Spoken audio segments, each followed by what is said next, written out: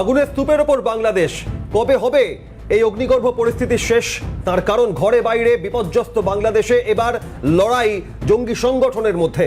Zero আওয়ারে আপনাদের স্বাগত, সঙ্গে আমি অভিক বসু। অভিকের সঙ্গে আমি দেবাশিস রয়েছি। জিরো আওয়ার একদম বাস্তব এটা, কারণ বাংলাদেশ ওই 12 লক্ষ থেকে 13 লক্ষ মানুষের হাতে একটা নিয়ন্ত্রণ শক্তি চলে গিয়েছে। এক্ষেত্রে পরিষ্কার, এখন আপনারা জানেন যে এই সময় অন্তর্বর্তী সরকার চলছে, অর্থাৎ এই সরকার কোনোভাবেই বাংলাদেশের জনসাধারণের দ্বারা ইলেক্টেড নয়, অর্থাৎ একটি নির্বাচিত সরকার নয়। এখানে একটি সিলেক্টেড গভর্নমেন্ট চলছে এবং মোহাম্মদ ইউনূসের হাতে যে পুরোটা রয়েছে এটাও বলা যাচ্ছে না অভিক। তার কারণ এর মধ্যেই বিচ্ছিন্নতাবাদীদের কার্যকলাপ এরকমভাবে বাংলাদেশে বাড়ছে যে এখানে কিন্তু আগামী নির্বাচনে যেতে গেলে এদেরকে সমর্থন না করলে ইউনূস কিন্তু এই অন্তর্বর্তী সরকারের প্রধানই থাকবেন। যদি ওনার ইচ্ছে থাকে প্রধানমন্ত্রী হওয়ার বাংলাদেশে, তাহলে কিন্তু এই ধরনের ঘটনাকে সমর্থন করে ওনার একটা সমর্থন পাবার একটা জায়গা তৈরি হচ্ছে। আর সেটা করতেই সংখ্যালঘুদের উপর দেদার আক্রমণের ঘটনা ঘটছে কি? এটাই সবচেয়ে বড় প্রশ্ন অভিক এখন। একেবারেই দেবাশিস, এবং সব থেকে গুরুত্বপূর্ণ বৈষম্য বিরোধী ছাত্র আন্দোলন, কোটা সংস্কারের দাবিতে যে আন্দোলন, সেখানে জামাতের একটা বড় ভূমিকা ছিল। কিন্তু এবার অন্তর্বর্তী সরকার ক্ষমতায় আসার পর বাংলাদেশে একের পর এক জঙ্গি সংগঠন সক্রিয় হয়ে তারা নিজেদের ক্ষমতা দেখানোর একটা বড় চেষ্টা চালিয়ে যাচ্ছে, মরিয়া চেষ্টা। তার থেকেই বাংলাদেশে এবার বড় সড়ো জঙ্গি হামলার আশঙ্কা।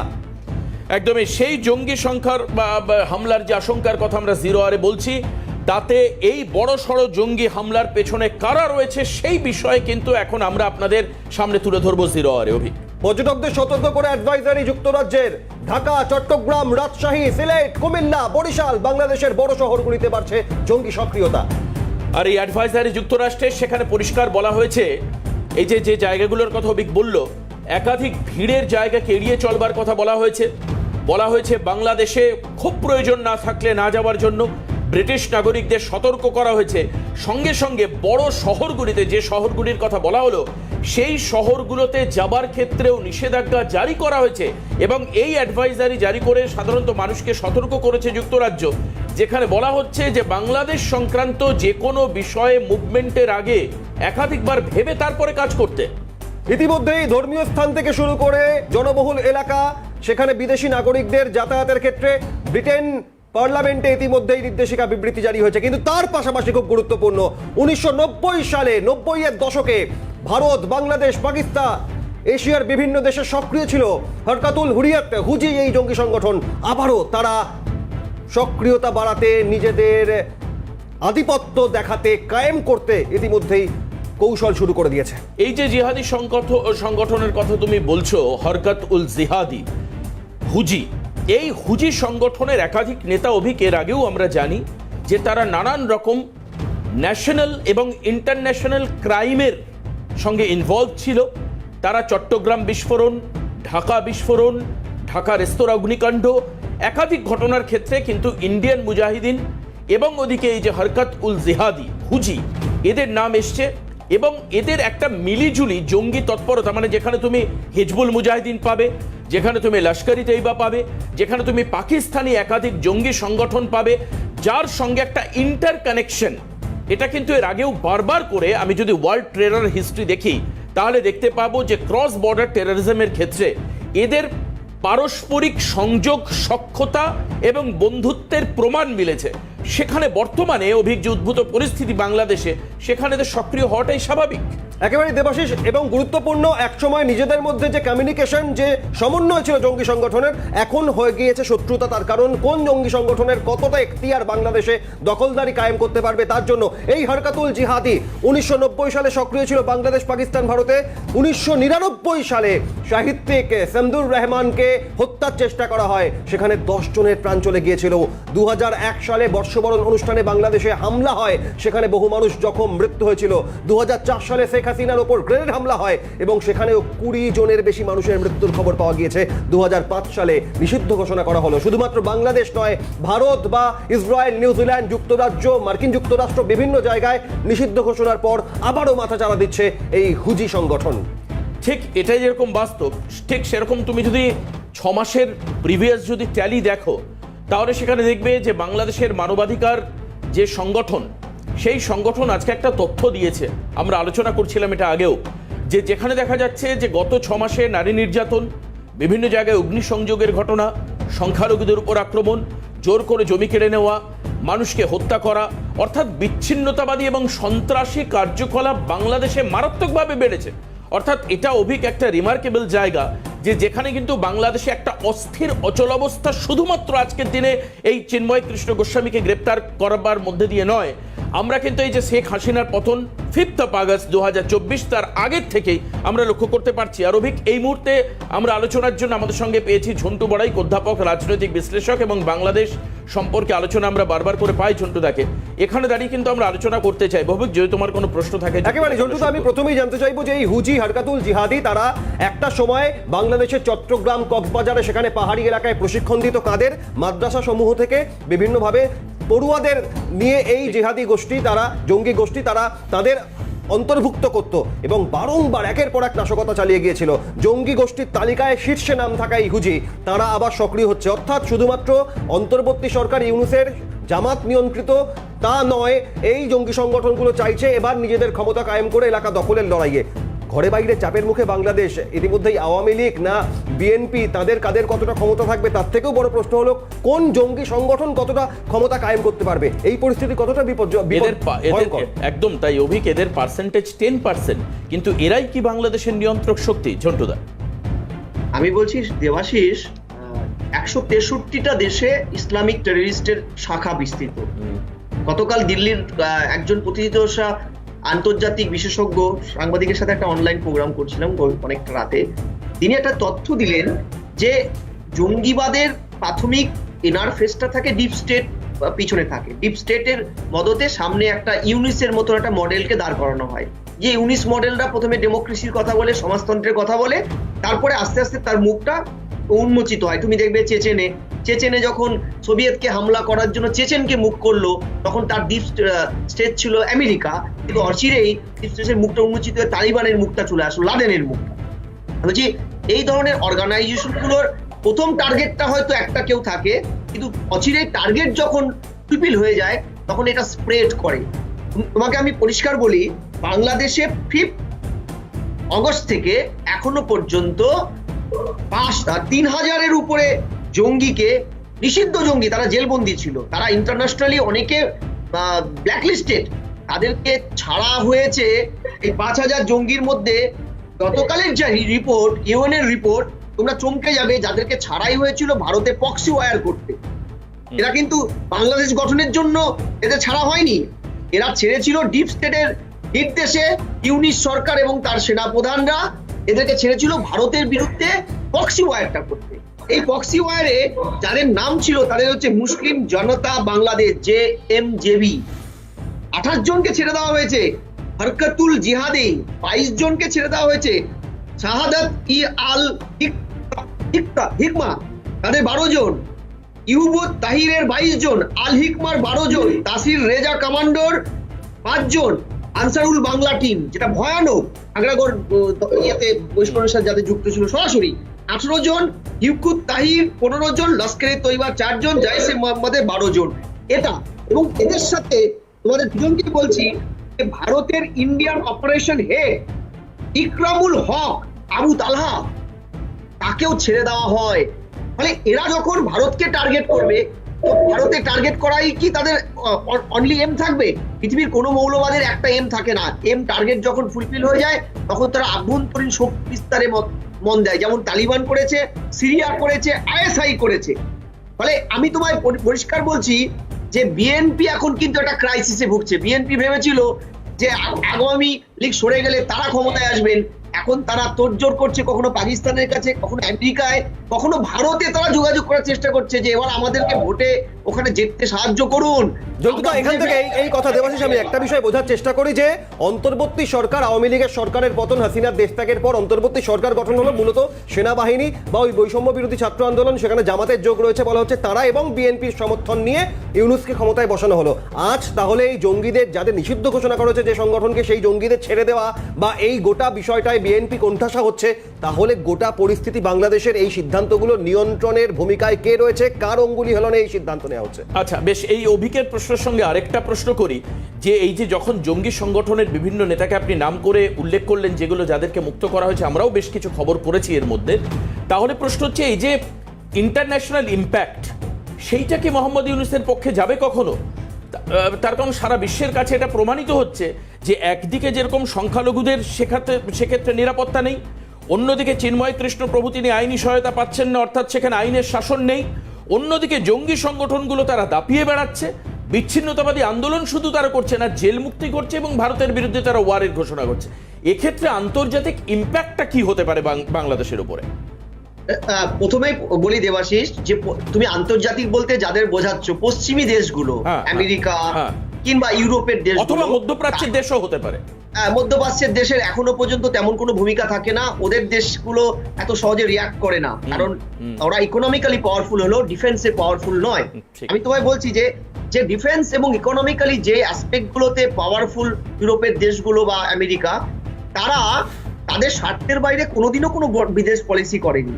অর্থাৎ এত লেট রিয়াক্ট, কালকে সেনেট থেকে একটা রিয়াক্ট এসেছে, অথচ 4 মাস ধরে একটা নো ম্যানস ক্রাইটেরিয়া চলছে বাংলাদেশে, একটা জেনোসাইড ব্যবস্থা চলছে। আমি তোমায় বলছি যে এই পশ্চিমী দুনিয়াগুলো তাদের স্বার্থে, ধরো এটাই যদি আমেরিকায় হতো এখন তারা যুদ্ধ ঘোষণা করে বোম টোম ফেলে দিত, তাদের ফরেন পলিসির পার্ট। এখানে ভারতের যেটা থ্রেটেনিং, আমি বলছি তোমাকে ভারতের থ্রেটেনিং, কারণ এটা নিয়ে বিস্তারিত আমাদের একাধিক দিল্লির বিভিন্ন গোয়েন্দার প্রধানদের সাথে কথা হচ্ছে। যে দেবাশিস, অভিক, তোমরা চমকে যাবে, এই ডিপ স্টেট অর্থাৎ মদতদাতা একটা স্টেট থাকে পিছনে, সেটা আইডেন্টিফাই পর্যন্ত এই মুহূর্তে দিল্লি করতে পারছে না। তারা কি রেড করিডোর চায় না? তারা কি পাকিস্তানের ইকোনমিক অবস্থা এমন জায়গায় নিয়ে তারা ডিপ স্টেটের ভূমিকা আসতে পারে? তারা হয়তো হালকা মেয়ে পরোক্ষ থাকবে না আমেরিকা। কারণ আমরা জানি বাংলাদেশের রেভলিউশনটা, যখন সোকল রেভলিউশনটা, এটা বাজার দখল এবং চীনকে কন্ট্রোল করতে আমেরিকা করেছে। কিন্তু এখন কি আমেরিকার কোনো ভূমিকা আছে? আমেরিকান নিয়ন্ত্রণ নেই, চায়না ঢুকে পড়েছে আবার। এটা একটা লাখ টাকার প্রশ্ন। কিন্তু একটা প্রশ্ন পরিষ্কার, বাংলাদেশে এই ডিপ স্টেট একজন নেই। এখানে চায়নাও আছে, আমেরিকাও আছে, কিয়দংশ পাকিস্তান আছে। এদের মদতে এখানে একটা এমন ল্যান্ড তৈরি হবে, যে ল্যান্ডটা হবে এশিয়ার সব উন্নত ল্যান্ড। এখানে অস্ত্র বিক্রি হতে পারে, আদার যে কোনো ক্রাইটেরিয়া। ফলত ভারত আর adjoint part of the state, তাদের ধর্মীয় ব্যাপারটাও এদের অ্যান্টি। ফলে এখানে কিন্তু এই জঙ্গিবাদটা পেনিট্রেট করবে। ইতিমধ্যেই তোমরা জানো যে তোমার ত্রিপুরাতে একজন একটা জেলের মধ্যে হামলা করেছে এই জঙ্গিদের একটা বড় অংশ, 500 জন জঙ্গির একটা বড় অংশ। সেটাকে কোন রকম ভাবে নিয়ন্ত্রণ করতে পেরেছিল বলে, নালে বড় ম্যাসিভ কিছু হতো। এই ত্রিপুরার হামলার প্রসঙ্গে একটা বিষয় দেবাশিস আমি জানতে চাই ঝন্টুদার কাছে। ঝন্টুদা, সনাতনীদের উপর হামলা, নিপীড়ন, অত্যাচার চলছে, এই নিয়ে বারংবার খবর হচ্ছে, সরব হচ্ছে সনাতনীরা, সংখ্যালঘুরা। কিন্তু জঙ্গিদের প্রাথমিক সফট টার্গেট যদিও সংখ্যালঘুরা থাকে, কিন্তু তাদের জঙ্গি গোষ্ঠী নিজেদের উপস্থিতি জানান দেওয়ার জন্য, নিজেদের ক্ষমতা কায়েমের প্রভাব দেখানোর জন্য হামলা, অ্যাকশন নেওয়া তাদের একটা বড় কৌশল। সেক্ষেত্রে দাঁড়িয়ে সেই ধরনের জঙ্গি হামলা হলে তো সেখানে সংখ্যাগুরুরাও আক্রান্ত হবে। ঝন্টুদা, না, আমি বলছি যে এরা, প্রশ্নটা হচ্ছে সংখ্যালঘু, ওরা হিন্দুদের উপরে কেন হামলাটা হচ্ছে? হিন্দুদের উপরে হামলাটা হচ্ছে যে মেজরিটেরিয়ান যে মুসলিম, তাদেরকে কনফিডেন্সে নেওয়ার জন্য। দেখো, বাংলাদেশে মুসলিম সত্তাটার চেয়ে তো বড় সত্তা হচ্ছে ভাষা সত্তা। ফলে এই যে হিন্দু সত্তাটা হামলা করা হলো বা অন্যান্য সংখ্যালঘুদের, এটা মেজরিটেরিয়ানদের কনফিডেন্সে নেওয়া। তখনই এই হামলায় আলটিমেট হিন্দু বা অন্যান্য সংখ্যালঘুরা পুরোপুরি ডিমিনিশ হয়ে যাবে, পালিয়ে চলে আসবে, অর্থাৎ হিন্দু বা অন্যান্য সংখ্যালঘু শূন্য হবে। নেক্সট টু নেক্সট এই জঙ্গি গোষ্ঠীর আসল রূপটা জানতে পারবে মেজরিটেরিয়ানরা। এরা মানবতার বিরোধী, এরা কোনো ধর্মের কে নয়, এরা মানবতার আলটিমেট বিরোধী। তুমি খেয়াল করো, সিরিয়াতে ইহাদিয়া গোষ্ঠীর উপরে প্রথম হামলাটা করে নিয়ে ইরানে প্রথমে কনফিডেন্সে এনেছিল ইসলামিক মেজরিটেরিয়ানকে। যখন ইহাইয়া গোষ্ঠী পুরোপুরি ধ্বংস হয়ে গেল, অর্থাৎ সেই পুত্তলিকা পূজারধারী পাঠ, তারপরে শুরু হলো ইরানের, সিরিয়াতে, লেবাননে আসল রূপ এদেরই সম্প্রদায়ের নারীদেরকে যৌনদাসী করা হচ্ছে। এবং তুমি জানো, পৃথিবীর যত উদ্বাস্তু আছে তার মধ্যে 32% উদ্বাস্তু আফগানিস্তানের, যারা সবাই মুসলিম। তারা কেন ইসলামকে ভালোবেসে, জঙ্গিদের কথা অনুযায়ী ইসলাম আর জঙ্গি সমার্থক হয়, তাহলে ওখানে থাকেনি কেন তারা? একদমই তাই। অর্থাৎ নেক্সট টু নেক্সট বাংলাদেশের টার্গেটটা হবে কারা? শিয়া সুন্নি হামলার নিজেদের গোষ্ঠী কোন্দল, এবং তারই আধিপত্যবাদ শুরু হয়ে গেছে। গণতান্ত্রিক ব্যবস্থা দুরস্ত, এখানে এই জঙ্গিদের মধ্যে এবার শুরু হবে লড়াই, কে পদে থাকবে। একদমই তাই। এটা নিয়ে আজকের আমাদের অনুষ্ঠান, যে জঙ্গিদের মধ্যে এবার চুলোচুলি আর লড়াই, আগামী দিনে কার হাতে বাংলাদেশের নিয়ন্ত্রণ ক্ষমতা থাকবে। এখানে দাঁড়িয়ে গণতান্ত্রিক পদ্ধতিতে ভোট হয়ে কেউ ক্ষমতায় আসতে পারে, এটা এখন সুদূর পরাহ চিন্তার বিষয়। অন্যদিকে যেটা আপনি উল্লেখ করলেন যে বিএনপি নেতারাও এখন সংশয়ের মধ্যে রয়েছে যে রাজনৈতিকভাবে যদি সরকার সেখানে ফর্ম করতে হয় তাহলে আদতেও কি সম্ভব? মানে কোনো রাজনৈতিক দল বাংলাদেশের সরকার তৈরি করবে এবং গণতান্ত্রিক সমাজতন্ত্রের একটা পরিকাঠামো ইনিশিয়ালি তৈরি হতে পারে, সেই সম্ভাবনাও কিন্তু জঙ্গিদের দাপটে দৌরাত্ম্যভিক হয়তো থাকবে। দেবাশিস, এখান থেকে দাঁড়িয়ে বিএনপি নেত্রী খালেদা জিয়ার পুত্র তিনি শুধু লন্ডন থেকে তারেক রহমান বলছেন যে এভাবে গণহত্যা হতে থাকলে সরকার টেকানো কোনোভাবে সম্ভব নয়। একদমই। অর্থাৎ বিএনপির মধ্যে যে কোণঠাসা হওয়ার পরিস্থিতি তৈরি হয়েছে, তাদের সংশয় তৈরি হচ্ছে যে কাদের আনলাম, কেন আনলাম, এই পরিস্থিতি একেবারে স্পষ্ট। দেবাশিস, আরো একটা একদমই গুরুত্বপূর্ণ বিষয় যে যখন সংখ্যালঘুদের ওপর আক্রমণ, সংখ্যালঘুহীন করার চেষ্টা চলছে বাংলাদেশকে, এবার এই জঙ্গি গোষ্ঠীর কি লক্ষ্য যে আগামী দিনে সংখ্যাগুরু অর্থাৎ মুসলমান সম্প্রদায়ের মধ্যে শিয়া সুন্নি, যে কথা ঝন্টু বড়াইক বলছেন যে শিয়া সুন্নিদের মধ্যে লড়াই বাঁধিয়ে দেওয়া? একদমই হতেই পারে সেটা, কারণ তুমি যে ম্যাসিভ ডিস্ট্রাকশনের কথা বলছো, মানে তুমি ধরে নাও আমাদের যেরকম মুম্বাই হামলার সময়, তাতে তো আর বেছে বেছে হিন্দু মুসলিম বা ইহুদিদের মারার চেষ্টা করা হবে বা ইসরায়েলের লোকেদের মারবার চেষ্টা করা হয়েছে তা তো নয়। একটা ম্যাসিভ ডিস্ট্রাকশনে ক্ষতি হয়, সেক্ষেত্রে যাদের দেখো এই ধরনের ডিস্ট্রাকটিভ মানসিকতা, তারা এই ধরনের কাজ করবে এবং আগামী দিনে এই সমস্ত জঙ্গি সংগঠনকে নিয়ন্ত্রণ করা ভারতের কাছে একটা চ্যালেঞ্জ হবে। এই কারণের জন্যই, কারণ বাংলাদেশের সঙ্গে পশ্চিমবঙ্গ অর্থাৎ ভারতবর্ষের একটা দীর্ঘ সীমা কিন্তু শেয়ার করছি আমরা, যেটা ল্যান্ড টু ল্যান্ড একটা সীমানা আমরা শেয়ার করি। একটা বিরতি নেব, বিরতির পর আমাদের সঙ্গে ঝন্টুদার পাশাপাশি রাজাগোপাল ধর চক্রবর্তী আমাদের সঙ্গে থাকবে। এবং বাংলাদেশের ঘরে বাইরে অভ্যন্তরে যে পরিস্থিতি, তারই মাঝে এবার জিহাদি হরকতের সক্রিয়তা। হরকতুল জিহাদ বা হুজির আল কায়দা ছায়া সংগঠন, তাদের বাংলাদেশে এলাকা দখল করতে চাইছে। 90 দশকে যারা দাপিয়ে বেরিয়েছিল, এশিয়ার বিভিন্ন দেশে সক্রিয় ছিল, নিষিদ্ধ ঘোষণার পর আবারও তাদের একের পর এক কৌশল সামনে আসছে। দেবাশিস, একেবারে। আর এই মুহূর্তে আমি রাজাগোপাল ধর চক্রবর্তী আমাদের সঙ্গে রয়েছেন, আমি আপনার কাছে যাব। এই যে ইউরোপিয়ান ইউনিয়ন বা ইউরোপের যে সমস্ত কান্ট্রিগুলো রয়েছে, সঙ্গে আমেরিকা এবং অন্যান্য প্রভাবশালী দেশ, তারা কিন্তু এখনো মূলত কিছু নির্দেশিকা, কিছু অ্যাডভাইজারি এবং সংসদ ভবনে ডেফিনেটলি আলোচনা হয়েছে। এছাড়া তারা সেই অর্থে কোনো স্ট্র্যাটেজিক্যাল স্ট্যান্ড তাদের এখনো স্পষ্ট নয়। যদিও আমরা কালকে অনুষ্ঠানে বলেছি যে রাশিয়া এবং আমেরিকা তারা ভারতের পাশে থাকতে পারে। এবার দেখা যাচ্ছে যে এই গন্ডগোলটা যদি জঙ্গি সংগঠনমুখী হয়ে যায়, মানে এর আগে যেটা আমরা দেখেছি ইরাকে আক্রমণের ক্ষেত্রে বা আফগানিস্তান দখলের ক্ষেত্রে, তখন আফগানিস্তানের এগেনস্টে আমেরিকার লড়াই ছিল না, লড়াইটা ছিল তালিবান দমনের জন্য লড়াই। এবার সেই ক্ষেত্রে কি পশ্চিমী দুনিয়া, যেটা আমি কিছুক্ষণ আগে প্রসঙ্গ তুললাম, পশ্চিমী দুনিয়ার পক্ষে সুবিধা হবে মূলত অ্যান্টি টেররিস্ট অ্যাক্টিভিটিস এবং মুভমেন্টে ভারত চিরকাল স্ট্র্যাটেজিকভাবে এদের পাশে থেকেছে, সেক্ষেত্রে ভারতের পাশে থাকবে এরা। দেখুন, যদি ওরা সেই জায়গায় যেতে চায় যে সমস্ত টেররিস্ট আমেরিকায় ব্যান্ড অর্গানাইজেশনস তাদের অ্যালাউ করে, তাহলে কিন্তু এবার ট্রাম্প আসছে, ট্রাম্পের কাছে ভারত জানাতে পারে যে দেখো এই অর্গানাইজেশন কাজ করছে, ওদেরও নিজস্ব ইন্টেলিজেন্স আছে, ওরাও পথে নামতে পারে। এবং খেয়াল রাখতে হবে যে সমস্ত ডেভেলপড কান্ট্রিজ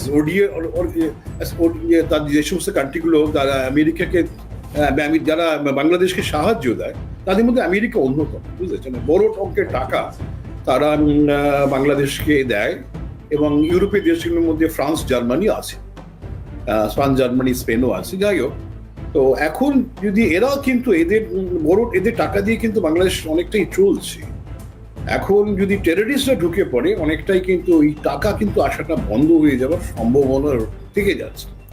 দেখুন, ভারত, আমরা এই যে ঘটনাগুলো ঘটছে, ভারত নীরব এবং উত্তপ্ত করছে। দেখুন, এই বাংলা আমাদের ক্যালকাটা হাই কমিশনারকে তুলে নিয়ে গেল, আগরতলা থেকে ওদের যে অফিস আছে সেখানকার যে ইনচার্জ তাকে সরিয়ে নিয়ে গেল, মানে উত্তপ্ত করার চেষ্টা করছে। সাধারণত এগুলো ডিপ্লোম্যাটিক্যালি যেগুলো ঘটে, ওরা যা করছে আমরাও তার প্রত্যুত্তরের জবাব দিই।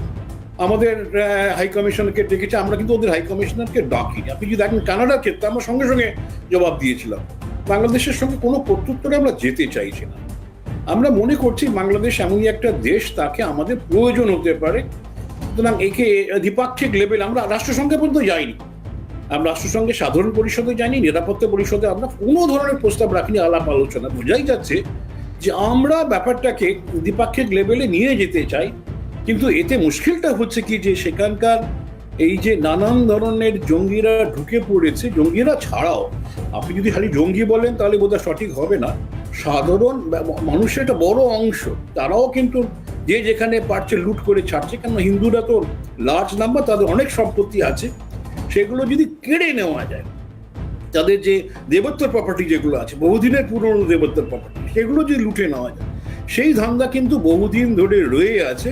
এবং এখনকার যারা সরকার আছে তারা নিঃসন্দেহে তারা হয়তো মানে অন্য যে সমস্ত মানে সংখ্যালঘু আছেন, বৌদ্ধ, খ্রিস্টান বা আহমদিয়া, বাহাই বা শিয়া সম্প্রদায়ের যারা আছেন, তাদের সংখ্যা তাদেরকে আক্রমণ করতে চাইছে, কিন্তু মেন আক্রমণের লক্ষ্য কিন্তু হিন্দুদের।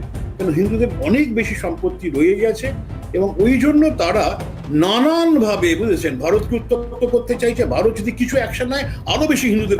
একেবারে রাজগোপাল বাবু, আমি এখান থেকে ঝন্টু বড়াইকের কাছে একটা বিষয় বোঝার চেষ্টা করবো যে ঝন্টুদা, এতদিন গত কয়েক মাস যাবৎ এই বাংলাদেশের টালমাটাল এই পরিস্থিতির মধ্যে বারংবার খবরে সামনে আসছে সনাতনীরা, সংখ্যালঘুরা আক্রান্ত, তারা অনেকে ওপার বাংলা ছেড়ে এপার বাংলায় এদেশে আসছেন এবং জীবন বাঁচানোর তাগিদে।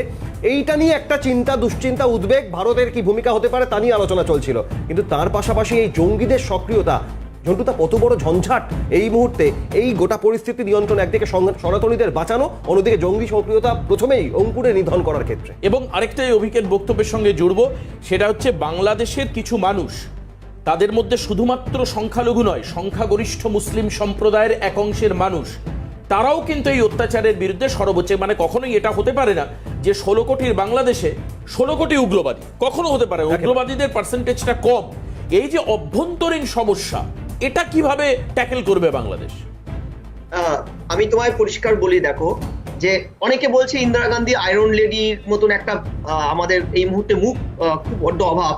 ভারত এই মুহূর্তে কিন্তু একটা কূটনৈতিক স্তরে আছে, যেটা রাজাগোপাল বাবু বলছিলেন যে আমরা অনেক পলিটিশিয়ানরা বারবার বলছে খাওয়ার বন্ধ করে দাও, বর্ডার বন্ধ করে দাও। এগুলো নয়, ভারত কিন্তু এই রাস্তায় যাচ্ছে না। কারণ আন্তর্জাতিক মঞ্চে ভারত কোনো পদক্ষেপ নেওয়া মানেই কিন্তু ভারতের এগেনস্টে চলে যাবে। কারণ বাড়ির বড় দাদা, বুঝতে পেরেছি একেবারে। আজকে আর হাতে সময়ের এই ঝন্টুদা, অবশ্যই আমাদের আজকে শেষ করতে হবে। জিরো আর আমি আর অভিক সঙ্গে ছিলাম, কিন্তু এই অ্যাট্রসিটি কবে বন্ধ হবে সেদিকেও কিন্তু নজর রাখতে হবে। আর জঙ্গি তৎপরতা যদি বাড়ে, সেক্ষেত্রে পাশ্চাত্য দুনিয়ার কি ভূমিকা থাকবে এই ক্ষেত্রে, সেটাও কিন্তু দেখার। আমি অনেক ধন্যবাদ জানাবো রাজাগোপাল ধর চক্রবর্তী এবং ঝন্টু বড়াইক আমাদের সঙ্গে ছিলেন। এবং এক্ষেত্রে দাঁড়িয়ে এই জঙ্গিদের সক্রিয়তা বাড়ার ক্ষেত্রে আমরা জিরো আওয়ারে বোঝার চেষ্টা করলাম যে ভারত কি আগামী দিনে জিরো টলারেন্স দেখাবে। তবে সব খবর, বাংলাদেশের সমস্ত আপডেট পাওয়ার জন্য জিরো আওয়ার এখানে শেষ করছি।